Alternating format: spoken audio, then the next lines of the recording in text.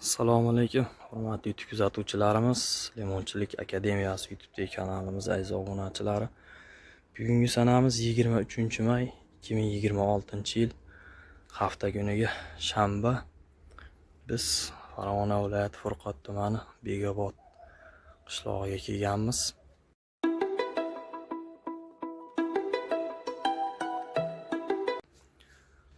Kecha O'qchiga bordik, O'zbekiston tumaniga. Keyin mana bugun Ingichka Mafayiga bordim, Furqat tumaniga. Bugun mana Begobodga keldik. Xo'p, dehqongalar, sizlarga qisqacha bir ma'lumotlar berib ketmoqchi edim. Videoni boshlashdan oldin Xudo xolasa mana bu Qurbon hayitidan keyin zelion nabrizka ishlarimizni boshlaymiz. Pastdan nomerlar qoldiramiz, bemalol aloqaga chiqib zaявка berib qo'ysalaring, borib Xudo xolasa zelion nabrizkalarni qilib o'zlaringa tushuntirib berib kelamiz. Xo'p, dehqongalar, sizlarga beradigan ma'lumotlarimiz mana hozirgi kunda keyingi gullarini mana limonlarimiz gullayapti. Xo'p, bularga endi shu gannapilus, buton, iloji bo'lsa o'sha pastki qismidan, ya'ni ariqlaridan kaliy hozirgi kunda ham o'stirish uchun, ham mevalarni ozgina yiriklatish uchun sulfat amoniydan foydalansak bo'ladi. Ya'ni mahalliy tilda shakar o'g'it deb qo'yamiz.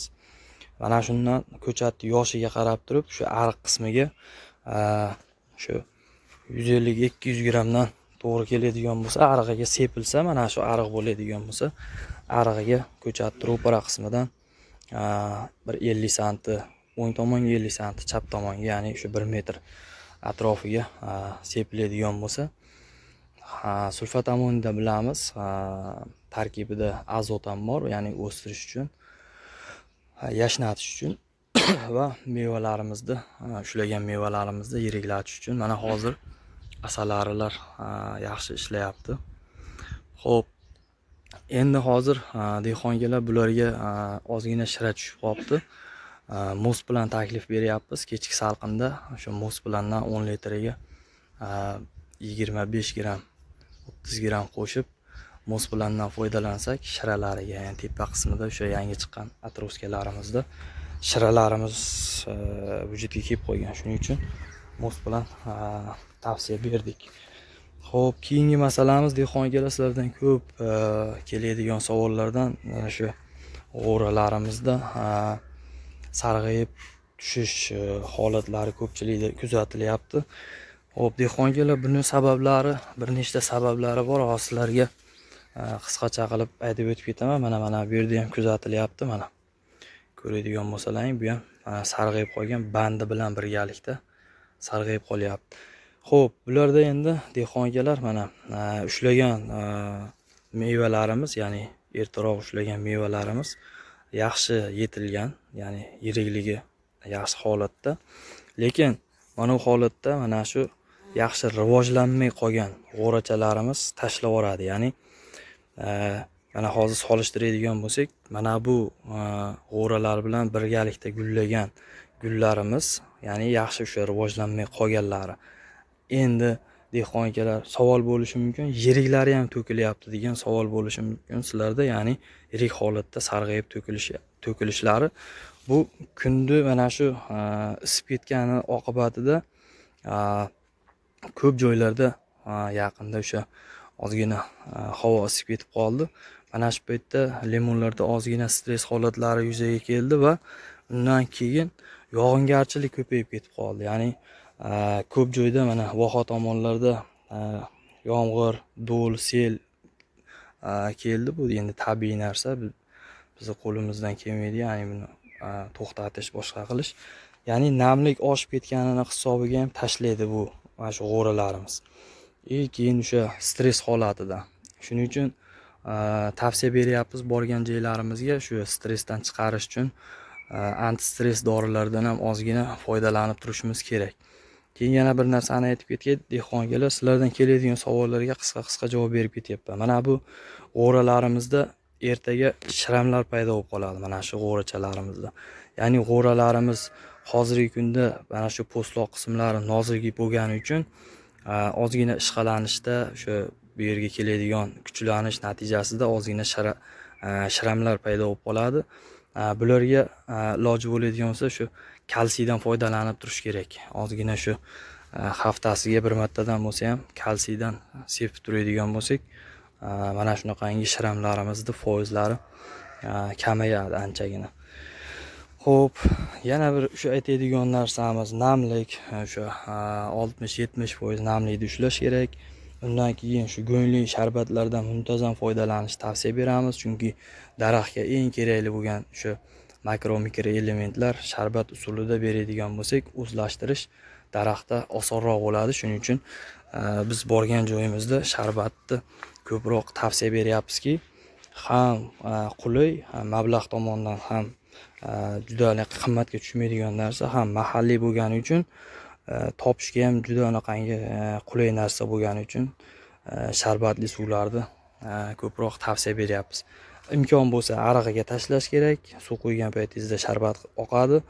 Agar imkon bo'lmaydigan bo'lsa bochkalarga tayyorlab quyishlaringni tavsiya berardik. Bu haqda ma'lumotlarni ko'p berganmiz, ya'ni bochkaga qanchadan tayyorlashdi. Xo'p, Telegram kanalimizga o'tib obuna bo'lib qo'ysalaring, mana shu yerda ham sizlardan keladigan savollarga shu qo'limizdan kelgancha javob berishga harakat qilyapmiz. Telegramga kirib, o'sha izlash bo'limiga o'tib turib, Lemonchilik akademiyasi desalaring, 3000 taga yaqin obunachimiz bor. O'tib obuna bo'lib qo'ygan bo'lsalaring, sizlardan keladigan savollarni video yoki bo'lmasam rasm holatida tashlanadigan bo'lsa, bizda shu javob berish osonroq bo'ladi va to'liqroq javob berishga harakat qilamiz dehqon akalar.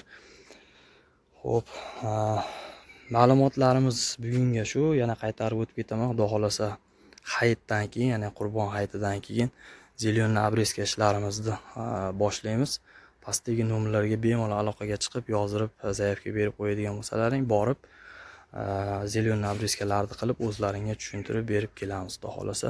Mana shu gullarimizga shu yuqorida aytgan Gannapilus, butonlar va tagidan beradigan vitamin dorilarimiz ancha foyda beradi va ushlash foizlari yuqoriroq bo'ladi. Bu gullarimiz shu to'ldiruvchi vazifasini bajaradi.